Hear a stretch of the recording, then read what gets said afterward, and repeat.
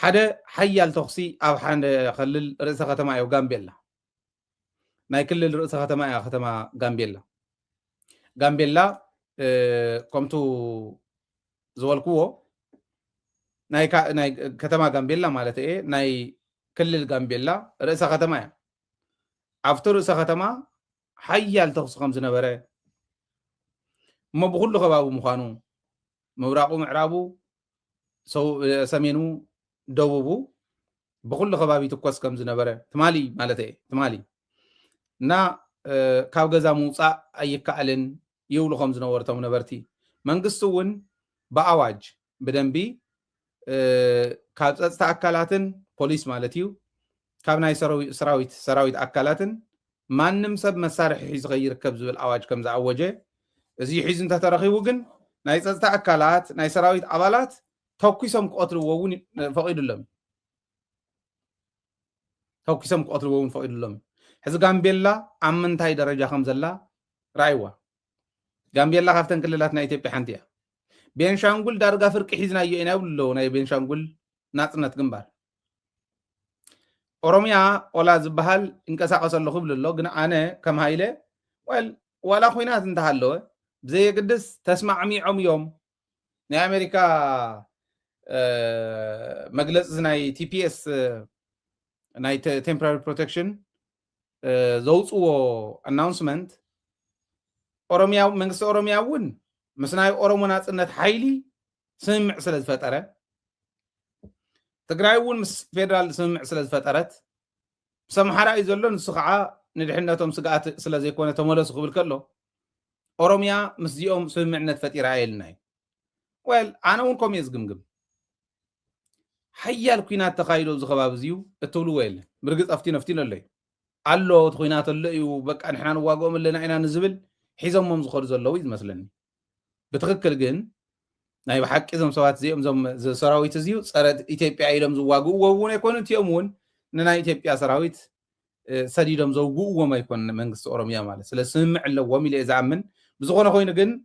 ናይ ኦሮሚያ ሰራዊት ካብ ናይ ጋምቤላ መንግስቲ ንላዕሊ ይድመፅ ኣብ ጋምቤላ ከመይ ገሮም ይእትውዋ ከም ዘለዉ ራእዩ ቤንሻንጉል እውን ዳርጋ ኣፋሪቖም እዩ تناصنت ግንባር ናይ ቤንሻንጉል ምስ ኦላ ይሰርሕ ከመይ ይኸደኹም ዘለዉ ራይዎ ዝኾነ ኮይኑ ግን ዋላው ዚ ደረጃ እዚ ተሃሉ ጋምቤላ ኣብ ሓያል ናይ ተኽሲ ውጥረት ከም ዝነበረት ትማሊ ተነጊሩ ኣሎ ዚያታ ኢትዮጵያ ማለት ጋምቤላ ርእሰ ከተማ ናይ ክልል ኣብ ተኽሲ ውጥረት ዝነበረሉ ቤንሻንጉል ፍርቀብ ተተሓዘሉ ኣምሓራ ገጠር ብምሉኡ ኣብ ትሕቲ ቁፅፅር ዝኣተወሉ ትግራይ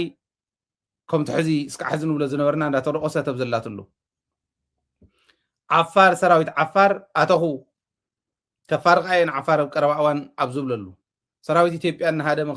أبزوت له سوماليا اسكير زي إزحل زل خمبر تجنس إلى خدينا بهجر سوماليا أبتول له أبزوان زي خوينو نهندي برايم مينستر سلزمة ناتكم ناي ديمقراطي جمارو ناتكم لمعات ناتكم عبيد بك أترأي فلتن مساهم حيرنا هنسرحنا قال ما ليلو زعما درزي أخ جور اللي يمسيوه تبقى وين كونفينس جور له زقول له ريسورسات فيها عدقنا تبارع تبزلات له ما نقصون كم يقبر نيري نوع الجراف ندمسه بعد الجراف ما يوم ما نقص بلز قبل يسألكم نو نقص سمعوا ويقول نيرم قالوا كمو جراف ترى حيكون يقولون يا رمي محدش يكونن كل ليه لذي ازيو بزح فايده زلو يكونن تم تقال سون فايده لو يلم زري ويكون ግን احنا كنحسب لنا ኢትዮጵያ ከምዚ ኢላ እንዳሃለወት እተምልሶ መሬት ካን ኢትዮጵያ ጽባሕ ንጎብ ዝኾነ ይኹን ማጂክ ገጽ አንተ መሊሳና ብትግራይ ከተምልሶ ትኽእል መሬት ካን ሓደ ይኮነ እዚ ምሕሳብ የድሊ እዩ ሕዝውን ፑሽ ምግባርና ክንቅጽል ኢና እዩ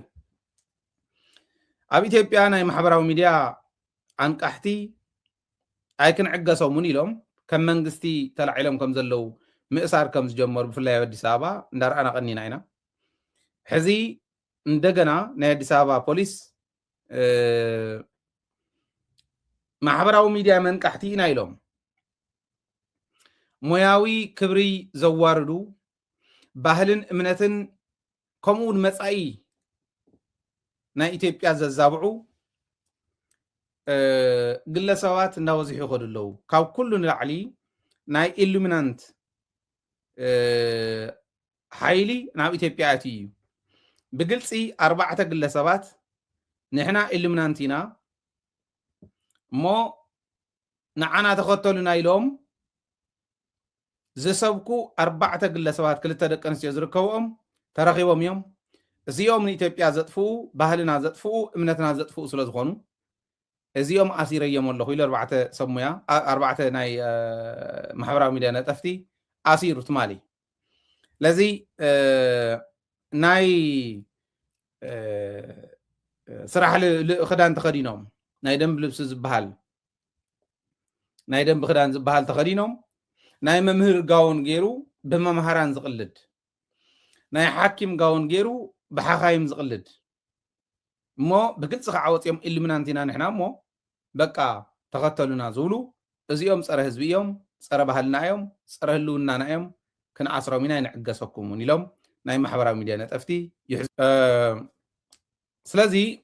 እዚ ክገብሩ ከለዉ ኣነ እዚ ጌጋ እዩ የብሎን ብትክክል እንተፈፂሞሞ ግን ኢትዮጵያ ኣብ ቅልውላውያ ዘላ ኢሉሚናንቲ እውን እንተይተረፋእትይዋ ተዓዲ ባህላ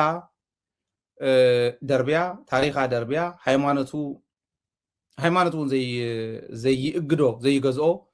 ሓይሊ እናተፈጠረ ይኸደ ኣሎ ኢትዮጵያ እዚኦም ፈተናታት እዮም ንኢትዮጵያ ከም ኢትዮጵያ ንሕና ናብ ትግራይ እውን ይኣትሎ እዩ ንኣብነት ሓደ ታሪየ ነይረ ጋውን ተኸዲኑ ጋውን ናይ ሓኪም ተኸዲኑ ዝኾኑ ናይ ሓኻይም ናይ ኣቑሑት ሒዙ ይወፅእ ሞ ፅርግያ ስሪንጋ ገለ ሒዙ ንዓስኪ ገለ ይብል ኣይ ሓኪም ኢኻ ማለት ሰነፍ ኢኻ ኢሎም ኣባሪሮምኒ ሰብ ቀቲልካ ኢሎም ኣባሪሮምን እሞ ሕዚ ግን ስኢለ ወፂ ኣለኹ ኣብ ፅርግያ ዝሰርሕ ዘለኹ ንዓስኪ ክወግኣካ ኢሉስ ከምዚ ስሪንጋ ገለ ብሓኪም ከምዚ ይቕልድ ሕዚ እቶም ህፃውንቲ እንታይ እዮም ዝሕዙ ከምኡ ዝበለ ሓኪም እውን ኣሎ ድዩ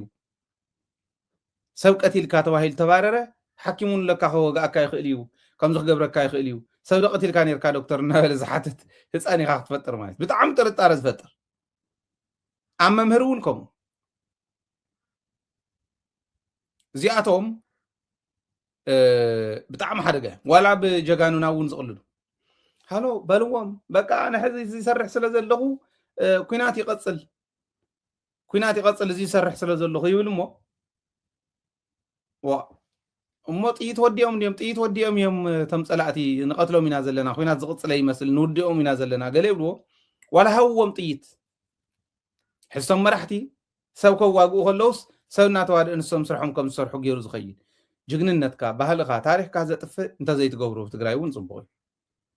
ነንባዕልና ዘናኽስ ነንባዕልና ዘባልዕ እንተዘይትገብሮ ብትግራይ እውን ፅቡቅ እዩ መርትዑ እንተሃሊሞ ምጓት ፀገም የለ